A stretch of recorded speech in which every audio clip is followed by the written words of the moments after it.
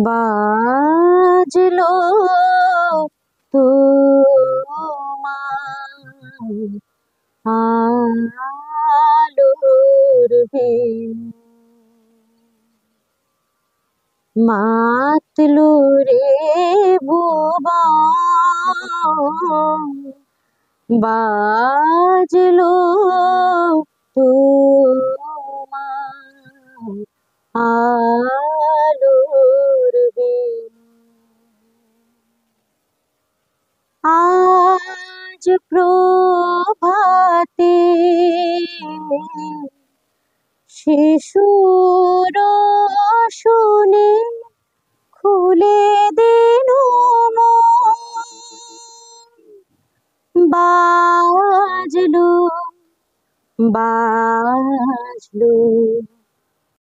কামারপুকুর তথা সমগ্র হুগলি জেলার সাংস্কৃতিক অঙ্গনে এক উজ্জ্বল নাম পূর্বাশা।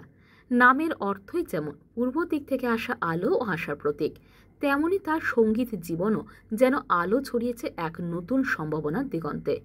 মাত্র ৮ বছর বয়সে প্রথম রিয়ালিটি শোয়ের মঞ্চে পা রাখা পূর্বাশা আজ বহু পরিচিত মুখ।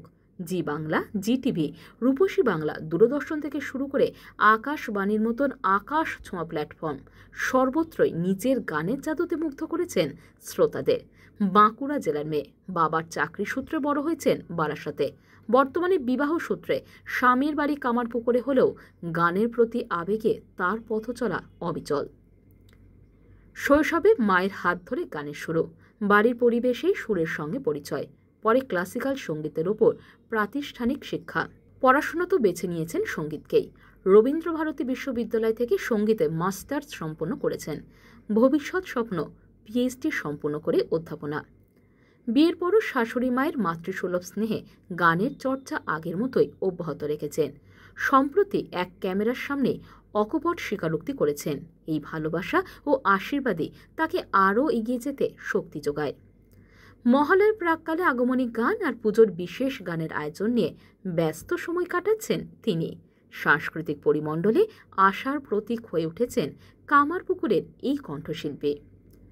প্রেম আর সুরে বাঁধা পথচলা পূর্বাশার জীবনের নতুন অধ্যায়। কণ্ঠশিল্পী পূর্বাশার জীবনের প্রতিটি অধ্যায় যেন সুরের মতোই মধুর। সঙ্গীত তার প্রাণ, আর সেই সঙ্গীতকেই সঙ্গী করে এসেছে তার ভালোবাসার মানুষও। সোশ্যাল মিডিয়ার পরিচয় থেকে শুরু হয়েছিল প্রেম, যা পরিণতি পেয়েছে বিবাহ বন্ধনে। স্বামীও সঙ্গীতের মানুষ, এক দক্ষ গিটার বাদক, ফলে দুজনের জীবনে সুরের অনুরণন একে অপরকে আরও কাছে টেনেছে। আজ পূর্বাশার জীবনে স্বামী কেবল সঙ্গী নন, বরং তার সবচেয়ে বড় অনুপ্রেরণা। দৈনন্দিন জীবনে স্বামীর যত্ন আর ভালোবাসা পূর্বাশাকে গানের সাধনায় আরও গভীর মনোযোগী করে তুলেছে। স্টেজে কিংবা রেকর্ডিং স্টুডিওতে প্রতিটি পদক্ষেপে স্বামীর অটল সমর্থন তাঁর আত্মবিশ্বাসকে বাড়িয়ে দেয়। পূর্বাশার কথায়, ভালোবাসা শুধু হৃদয় সম্পর্ক নয়, আমার কাছে তা সঙ্গীতেরও সম্পর্ক। আমরা একসঙ্গে যখন সুরে মিশে যাই, তখন মনে হয় এটাই জীবনের সবচেয়ে বড় প্রাপ্তি। প্রেম, সংসার আর সঙ্গীত, এই তিনের মেলবন্ধনে আজ নতুন আলোয় কামারপুকুরের কণ্ঠশিল্পী পূর্বাশা। সামনে পুজোর মরশুম, তাই তার গান শোনার অপেক্ষায় অধীর আগ্রহে বসে আছে অসংখ্য শ্রোতা। আগামী দিনে আরও উঁচু শিখরে পৌঁছানোর স্বপ্ন দেখছেন পূর্বাশা।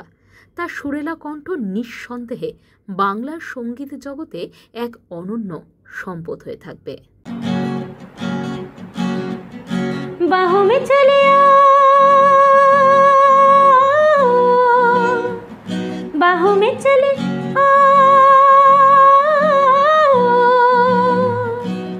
हो हमसे सनम क्या पर्दा, हो हमसे सनम क्या पर्दा, ये आज का नहीं मिलन, ये संग है उम्र भर का।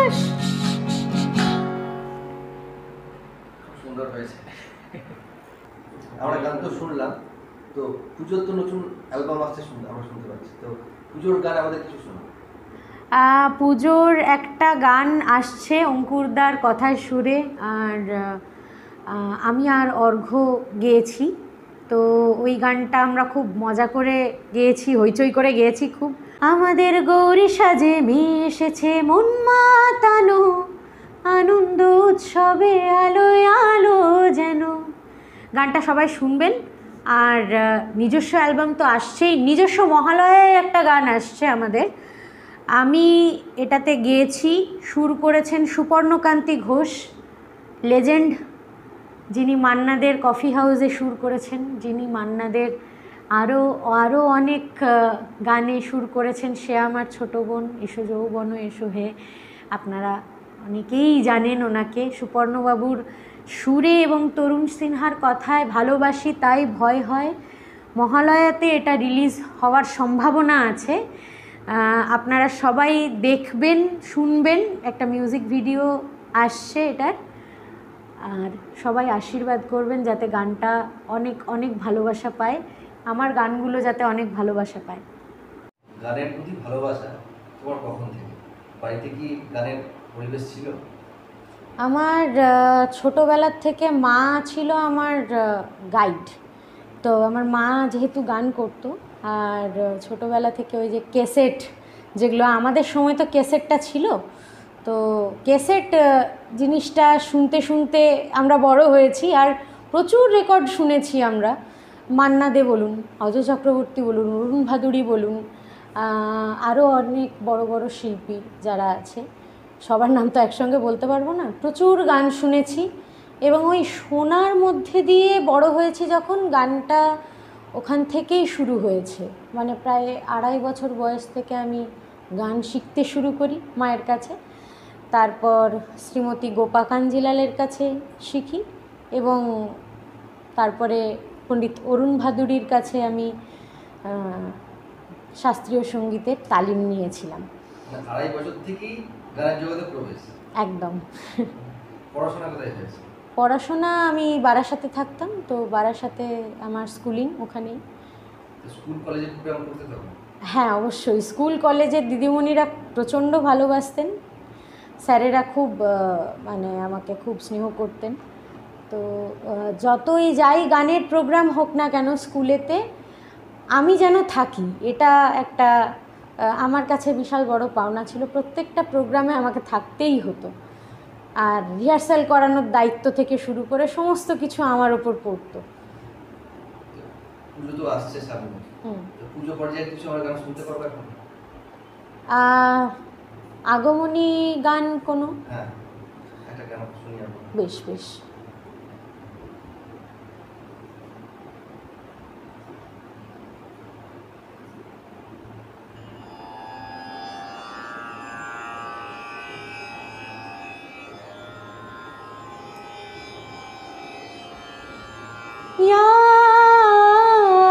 चण्डे मधुकैटभादि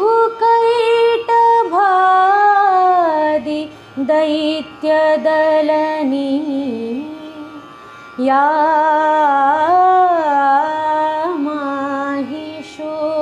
माहिषोन्मूलिनी, या धूम्रेक्षण चण्डमुण्डमथनी,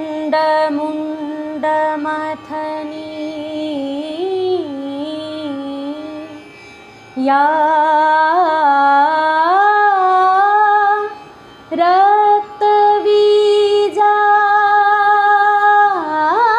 रक्तबीजाशणी,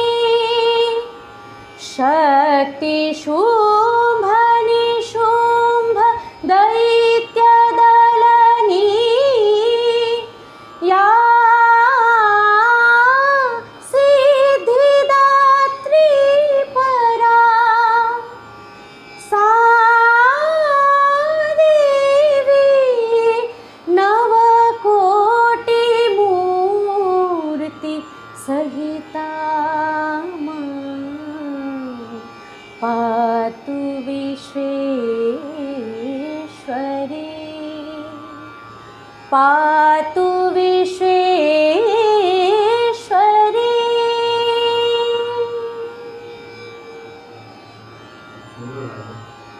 টিভি চ্যানেলে কম্পিটিশনে কখন থেকে আসে? এটা যদি একটু আমাদের সত্যি কথা বলতে টিভি চ্যানেলের কম্পিটিশনে খুব একটা মানে আমার মা বাবা আমাকে পুশ ছোটোবেলা থেকে করেনি। তাও আমি যার কাছে শিখতাম কমার্শিয়াল, শ্রী শুভদীপ মুখার্জি, তিনি এক জায়গায় আমাকে রেকমেন্ড করেন, বলেন যে ওই রিয়েলিটি শোতে গিয়ে তুমি, জি বাংলা একটা রিয়েলিটি শো হচ্ছে স্টার অফ বেঙ্গল নামে, ওটাতে তুমি অডিশন দিয়ে দেখতে পারো। তো আমি তখন, আমার কত বছর বয়স, 7 বছর বয়স, প্রথম সেটা জি বাংলা, একদম জি বাংলাতে। তখন 2008, 2008-এ আমি প্রথম রিয়েলিটি শোতে যাই। ওটার অ্যাঙ্কার ছিল হচ্ছে আমাদের সুপারস্টার জিৎ। তো আশা করি অনেকে দেখেছে আমার ভিডিও, আমার সোশ্যাল মিডিয়াতেও ওরকম একটা ছোট ভিডিও ক্লিপ দেওয়া আছে। তো ওই ছোট বয়স থেকে আমার আর কি গানের প্রতি, ওই রিয়েলিটি শোয়ের প্রতি ন্যাক না থাকা সত্ত্বেও যখন ওখানে চান্স পাই আর কি, এত মানুষ অ্যাপ্রিসিয়েট করে, তো আমি ওখানে অডিশন দিয়ে চান্স পেয়ে ওখানে মোটামুটি টপ 8 অবধি গিয়েছিলাম। টপ 8-এ কি গান গেয়েছিল ওখানে? টপ 8-এ যা মনে আছে, আবছা আবছা মনে পড়ছে, ওই হলুদ গাঁদার ফুল দিয়ে এনে দে, সবিতা চৌধুরী, সেটা আমি গিয়েছিলাম। তারপর আস্তে আস্তে গানটা শেখার দিকে একটু বেশি ধ্যান দিই, যে আমার কি ড্রব্যাকস আছে, আমার কিসে কম লাগছে, বা আমার কোথায় বেশি একটু শিখতে হবে। মানে শেখার তো শেষ নেই, এখনও শিখছি, আমি শিখেই চলেছি, আগামীতেও শিখেই যাব। একজন বলেছিলেন আমি ইন্টারভিউতে তার দেখেছিলাম, যে আমরা যতদিন, বিরজু মহারাজজি মনে হয় বলেছিলেন, যে আমরা যতদিন ছাত্র থাকতে পারবো বা ছাত্রী থাকতে পারবো তত আমাদের লাভ। যখন গুরু হব তখন সেখানে গিয়ে মনে হবে যে না, কোথায় যেন একটা শিখিনি ব্যাপারটা। এই জন্য মানে শেখার প্রতি একটা ধ্যান দেওয়া। তারপর আবার 2011 সালে আমি রিয়েলিটি শোতে, 8-এর পর 2011 সেটা কোন চ্যানেল? আমি রূপসী বাংলাতে সিঙ্গিং স্টারে গিয়েছিলাম। আমি ওখানে ফাইনালিস্ট ছিলাম। তো এরপর আমি মনে করি যে শাস্ত্রীয় সঙ্গীতটা আমার শেখা খুবই জরুরি।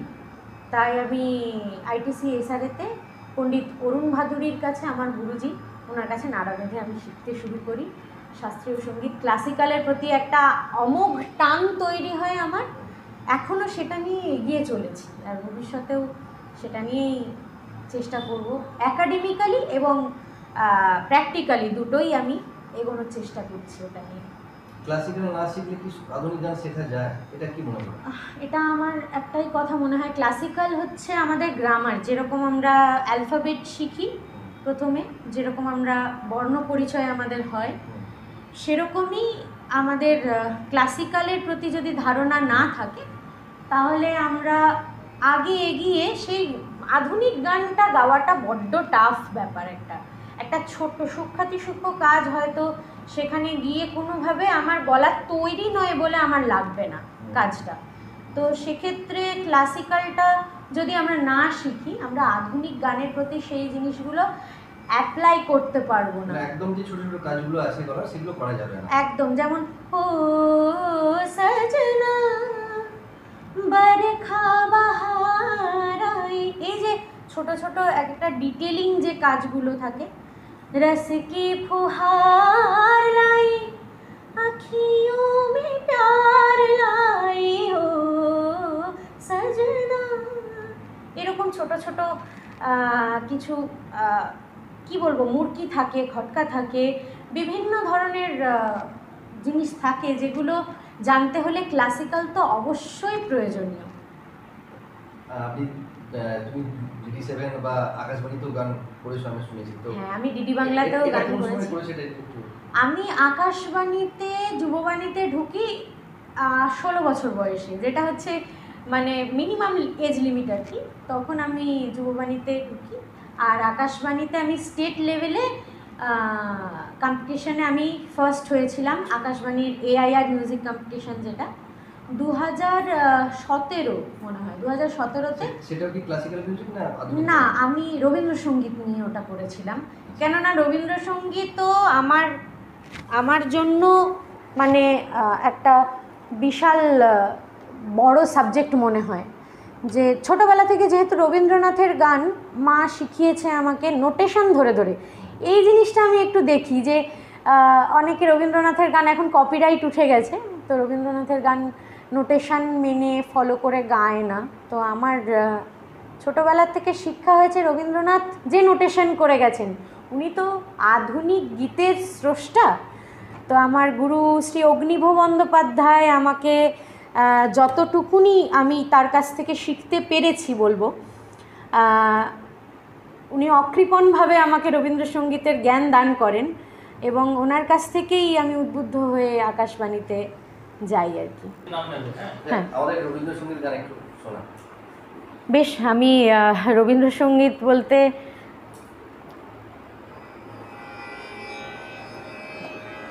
আমার মনে আছে আমি আকাশবাণীতে তখন AIR মিউজিক কম্পিটিশনে অ্যাপিয়ার হয়েছিলাম, তো এই গানটা গেয়েছিলাম।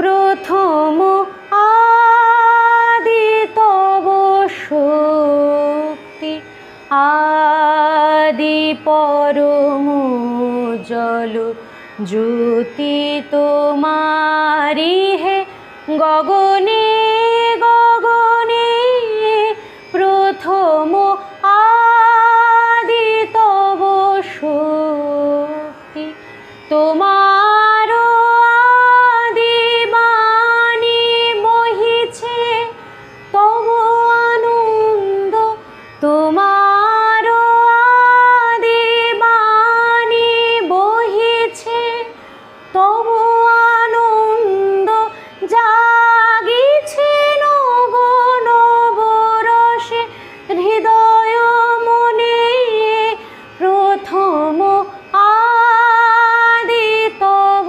শক্তি। পড়াশোনা কি গান নিয়ে না অন্য সাবজেক্ট? অবশ্যই গান নিয়ে। প্রথমে ভেবেছিলাম যে ইংলিশ নিয়ে পড়বো, অনার্স নিয়ে, তো তারপরে পুরোটাই পরিবর্তন হয়ে যায়।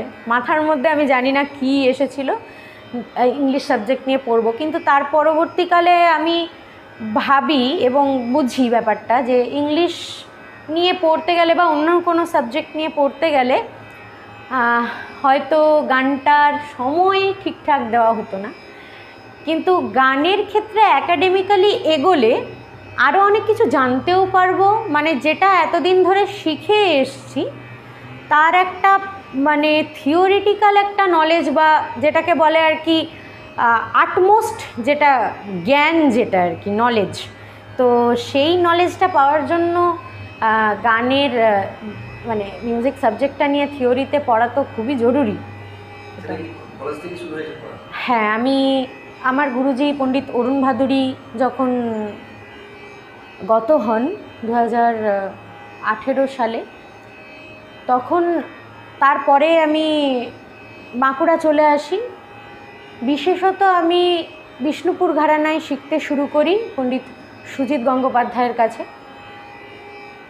আর ওখানেই আমি বাঁকুড়া সারদামণি, যেটা কলেজ আমাদের গার্লস কলেজ সবাই জানে, বাঁকুড়া জেলা সারদামণি মহিলা মহাবিদ্যাপীঠে আমি গ্র্যাজুয়েশন কমপ্লিট করি এবং ওখানে টপারও হই আর কি মিউজিক সাবজেক্টে। তো তারপরে আমার বিয়ে হয় এবং আমি রবীন্দ্রভারতী। হ্যাঁ, যেহেতু তুমি বাঁকুড়ার মেয়ে, আমরা বিষ্ণুপুর ঘরানার একটু গান শুনছি। বেশ, বিষ্ণুপুর ঘরানার গান বলতে আমরা যেটা বুঝি ধ্রুপদ, খুব মানে স্বল্প পরিসরে শিখেছি, এখনও পর্যন্ত মানে শেখা হয়ে ওঠেনি ব্যাপারটা, একদম অল্প করে শোনাচ্ছি। একটু কাট করুন, পরের থেকে আবার নেব। তো এই ধ্রুপদের যে বন্দিশ যেটা হয়, ধ্রুপদের তো অনেক ধরনের ব্যাপার আছে এবং ধ্রুপদের অতটাও আমি খুব স্বল্প পরিসরে ধ্রুপদ জানি। আমি আগে থেকেই ভুল ত্রুটি হলে আমাকে ক্ষমা করে দেবেন। আর ধ্রুপদের আলাপ হয়, তার সঙ্গে ধ্রুপদের বন্দিশ গাওয়া হয় এবং তার সঙ্গে বাটোয়ারা গাওয়া হয়।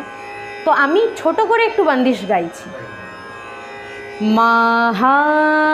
महाईश महायोगी महारुद्र भैरव महाकाल महायोगी महादुःख विनाशन महाईश महायोगी नादेश्वर गंगाधर पिनाक त्रिशूल डमरुकर गौरीवर त्रिजगत गुरु जग जन दुख हारन महाईश महायोगी।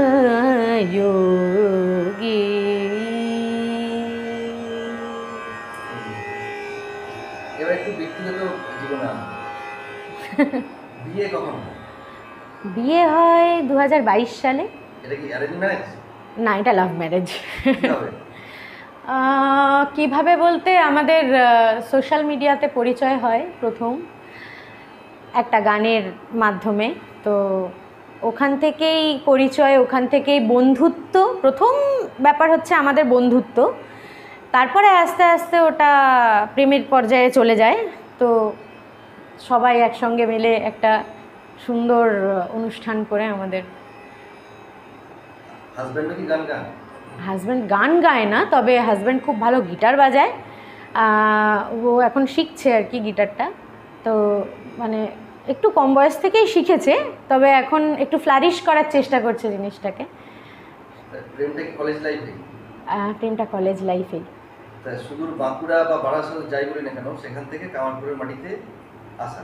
একদম আমার সঙ্গে যেন রামকৃষ্ণ, সারদা এবং বিবেকানন্দের একটা আলাদাই যোগ আছে। প্রথম কথা আমি বলবো, আমার স্কুলিংটা যেখান থেকে হয়েছিল ব্যারাকপুর রামকৃষ্ণ মিশন, 7 নম্বর রিভার সাইড রোড যেটা।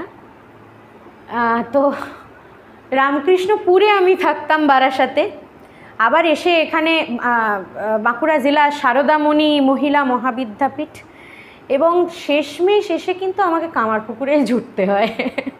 তো বিয়ের আগে তো একদম ছোটোবেলায় এসেছিলাম, মানে ক্লাস 7-8 পড়ি তখন, সেই সময়। তো বিয়ের পর কি মাস্টার ডিগ্রি কমপ্লিট হয়েছে না? হ্যাঁ, বিয়ের পর মাস্টার ডিগ্রি কমপ্লিট করেছি আমি রবীন্দ্রভারতী ইউনিভার্সিটি থেকে, ক্লাসিক্যাল, ইন্ডিয়ান ক্লাসিক্যাল মিউজিক, খেয়ালে। এরপর করার কি ইচ্ছা আছে?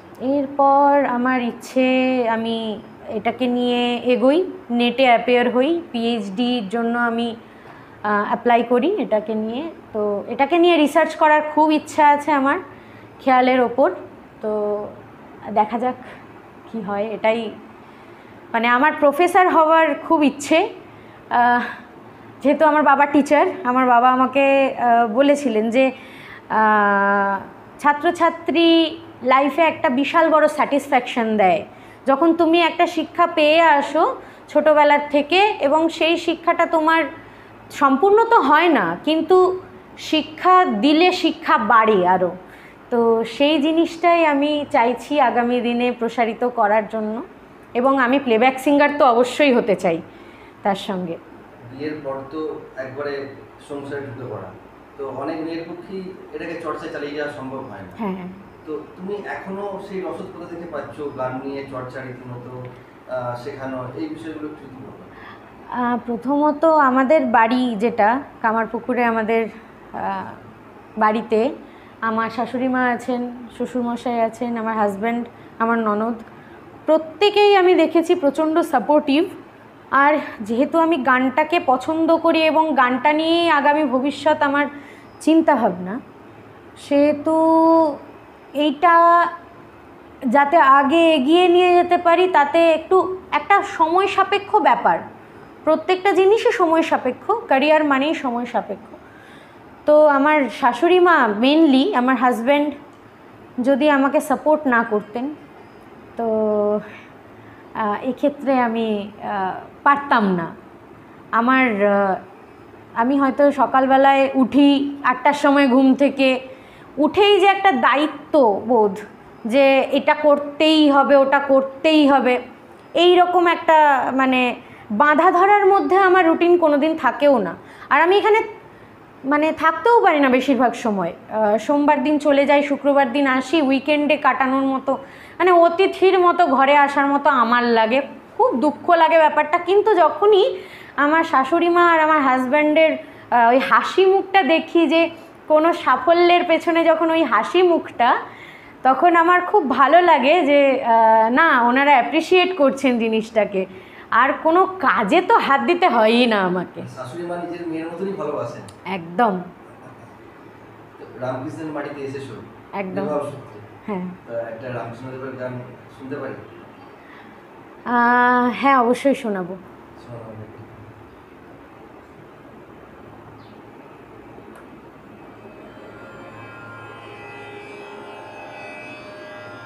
আমি একটা মায়ের গান করি।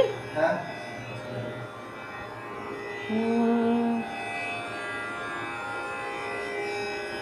মা আছে না, আমি আছি, ভাবনা কি আর আছে আমার, মা আছে না, আমি আছি, ভাবনা কি আর আছে আমার, আমি মায়ের হাতে খাই পড়ি, আমি মায়ের হাতে খাই পড়ি, মানিয়েছি আমার ভার, মা আছে না, আমি আছি, ভাবনা কি আর আছে আমার। গান কি এখন শেখানো হয়? হ্যাঁ, গান শেখানো হয় প্লাস শেখা হয়। আমি এখন শ্রী গৌতম ঘোষালের কাছে, আমার গুরু শ্রী গৌতম ঘোষালের কাছে শিখছি। এবং আপনারা তো জানেনই যে গৌতম ঘোষাল হলেন সঙ্গীত গুরু মেঘ পাখি একাডেমির, প্লাস শুভমিতাদির যে হিট গানগুলো আছে, যেমন তোমার কাছে ফাগুন চেয়েছে, এবং নিজস্ব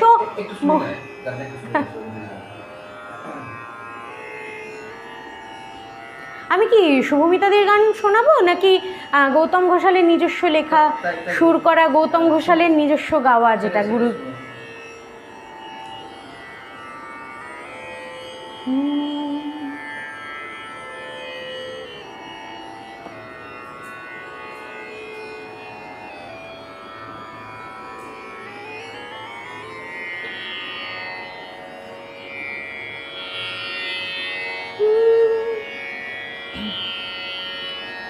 তুমিও কি আমাকে ভেবেছো আনমনে, এমন শ্রাবণ দিনে এ ভীষণ প্লাবনে, হয়তো কোথাও আছো তুমি, তোমারও জানালা কে ভেজেছে এমন, তুমিও কি আমাকে ভেবেছো আনমনে, এমন শ্রাবণ দিনে এ ভীষণ প্লাবনে, হয়তো কোথাও আছো তুমি। অনেক দিনের পরে চিলে কোঠায় ঘরে রিমঝিম অঝোর শ্রাবণ, অনেক দিনের পরে চিলে কোঠায় ঘরে রিমঝিম